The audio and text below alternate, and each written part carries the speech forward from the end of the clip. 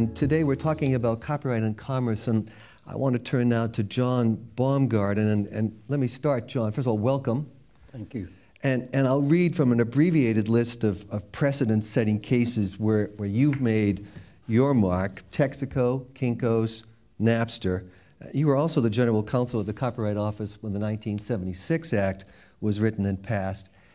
We've alluded to it. At that point in 1976, the great disruptive technology was the photocopier. It must seem rather quaint. It must seem rather quaint at this point.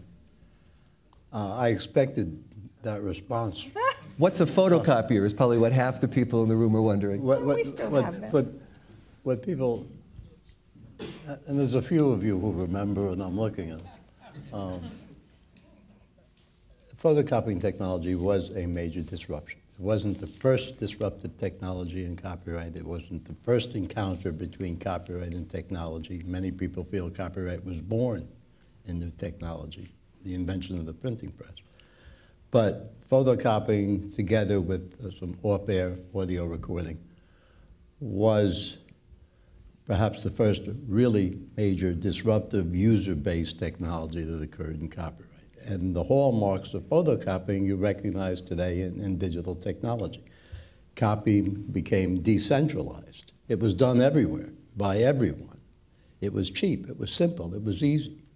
You didn't have to own a factory or a plant to reproduce inexpensive copies of works. For generations, copyright owners, in point of fact, were protected by tedium as much as they were by law.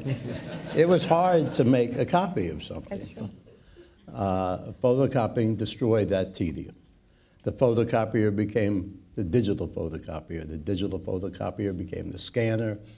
That became the route to the internet. So perhaps because I'm so in love with the Texaco case, everything traces back to photocopy. But it did exhibit a great number of issues that we now face with digital technology. Copyright Clearance Center, who's hosting us today, was born out of the attempt of copyright owners and copyright users, libraries, publishers, to mediate the new technology. And I think it does tell us a lot of things about where copyright may be headed, even though the technology itself is rather prosaic today. Well, I guess that's the point, and you've written about this, and your assertion is that digital doesn't make that much difference when it comes to the law. I've never asserted it that forcefully, and I'm also beginning to wonder more about what I have asserted. I think there is something. Obviously, there are some things about digital technology which take the impact of technology to a place they've probably not been before in my generation. But I don't think that answers anything. It just tells you that you may have a larger problem in some aspects than one had before, but it doesn't say some of the solutions that emerged before can't be reached. The reaction of many technologists, as Mary Beth suggested with Google, for example, is copyright is just in the way. The promise of new technology is so wonderful, so great, so fantastic, that anything in the way has to fall by the wayside. This is not the first time we've heard that. It hasn't been true in the past. And whether in the courts or Congress or in the intervention of the private sector, there can be solutions found that don't junk the system but deal with the problems. Just saying we have a vastly different technological revolution than we had before is just a statement. It doesn't tell you anything. Well, you were involved in the work that took place to get the Copyright Act of 1976 written and then passed. Mary Beth was reminiscing about the very polite way everybody went about that. In the beginning. Is your recollection is your recollection quite so rosy as hers? Yes, I'm older. And I was involved in much of that, first in New York and then in Washington, and it wasn't quite so gentle. I can think of some episodes that one would not characterize that way. But it was different. The debate then was more civil. People tolerated each other more. There's a lot more trust.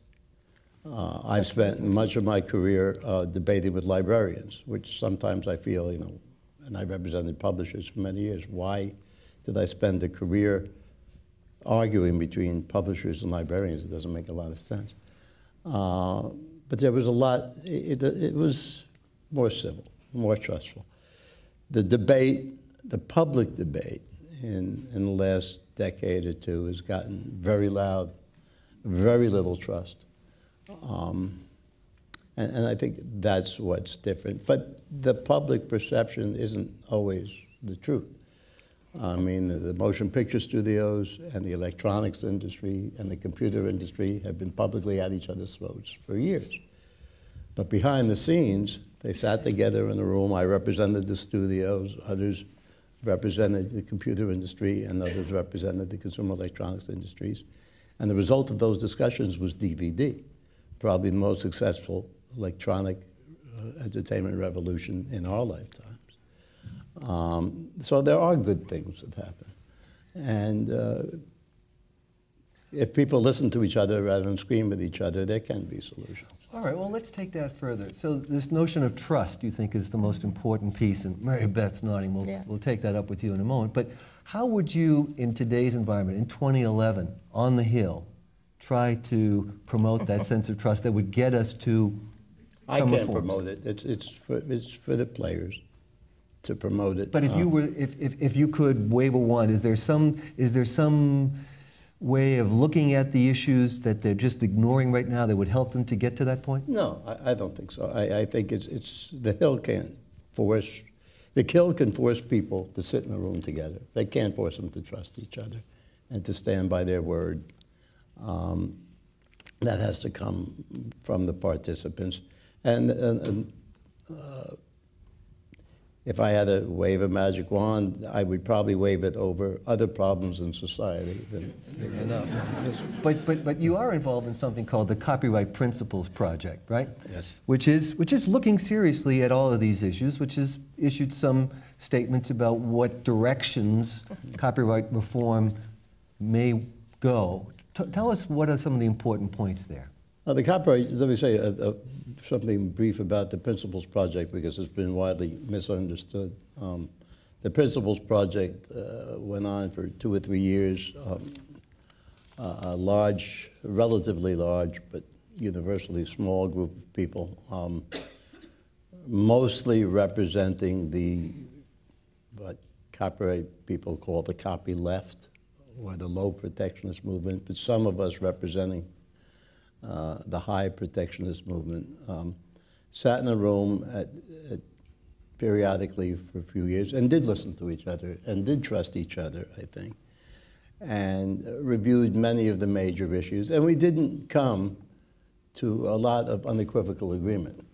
Unfortunately, the report of the Principles Project has been portrayed as something it's not, and people who read the report will see on several pages that it's not, but unfortunately it used the term recommendations, which connoted a universality of agreement among the participants that wasn't really there, but there was a lot of listening.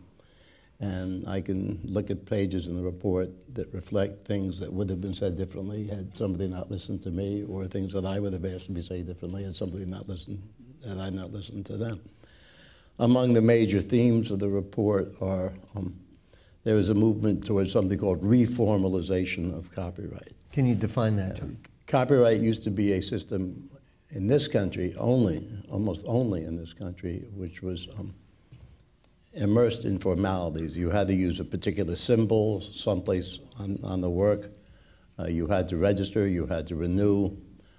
If it were a book or a certain graphic art, you actually had to manufacture it in the United States or lose copyright protection.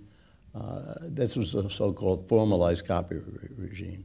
In later years, copyright in this country has been largely deformalized. You don't have to use the symbol. You can register for certain benefits. But it's not a condition of maintaining your copyright. You don't have to manufacture in the United States, and so on. There is now interest among some proponents of this perspective in reformalizing copyright. The concern is that it's so easy for users to use works And in the mashup culture so valuable, according to this theory, that we should facilitate it, that we should use a reformalization system to separate the copyright wheat from the copyright chaff. I'm not a proponent of that either. Mary Beth and I go back to the old system where people suffered considerably from it. My concern about the reformalization system is if we're going to separate the wheat from the chaff, who makes the decisions? And if there are going to be benefits to registration or something else, then that means there are going to be detriments to not doing it. What's the nature of those detriments? And most importantly, how's that going to play out internationally? American copyright owners today are very fortunate. If you write a book, make a motion picture, draw a picture, you are protected almost throughout the world without doing anything. And it's always been like that outside the United States. If we start creating a new formalities regime here, will it be used by other countries as an artificial way to impair or negate protection of American works abroad? And that's one of the concerns, for example, that I expressed in the report. There are other aspects of the report that I feel more positive about. There is an encouragement for internet service providers to deploy technological solutions to copyright problems. At the current time, at least the way it's coming out in the courts so far, although there are major issues arising in the Ninth and Second Circuit's Court of Appeal in the immediate future, ISPs don't have to do very much to protect copyright owners. They get a takedown notice, they take it down. There's an interest in the copyright community in the adoption by service providers of things like filtering technologies or others that can deal more efficiently with the problems. The Principles Project is sort of a general favorable endorsement of the notion of service provider deployment of technologies with gradations. Some of us felt that it should be mandatory. Others felt that it should be an induced but non-mandatory system. And there are a variety of other things the report talks about. You were referring to the takedown process that's part of DMCA, and in a statement, I believe, in support of this bill that Mary Beth referred to on rogue sites and parasites and all that sort of thing, Brian Napak from Macmillan talked about how his company has to issue 3,000 takedown notices a month to the various ISPs, and it sounds like a tremendous burden. Is that how you see it? For the copyright holder to have to do that?